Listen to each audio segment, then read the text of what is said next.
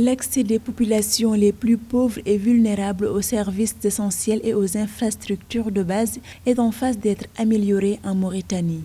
Cette avancée sera favorisée grâce à une allocation d'un fonds qui s'élève à 133 millions de dollars provenant de la Banque mondiale destinée à la Mauritanie. La Mauritanie, dans la construction des infrastructures, a toujours délaissé le sud et puis l'est du pays aussi. Et maintenant aussi, il y a la Banque mondiale qui se saisit de cette opportunité pour octroyer un don à la Mauritanie pour leur dire qu'il faudra que les infrastructures essentielles soient concentrées dans le sud de la Mauritanie parce que là-bas, c'est la pauvreté totale. Parce que ce sont des zones où il y a une forte concentration. Cette enveloppe est répartie comme suit. Une première subvention de 66 millions de dollars destinée à l'aide aux réfugiés et aux communautés d'accueil grâce à la construction d'infrastructures de base dans le sud de la Mauritanie. Une deuxième d'un montant de 44 millions de dollars allouée à l'accès à des services d'eau et d'assainissement dans certaines zones rurales et petites villes.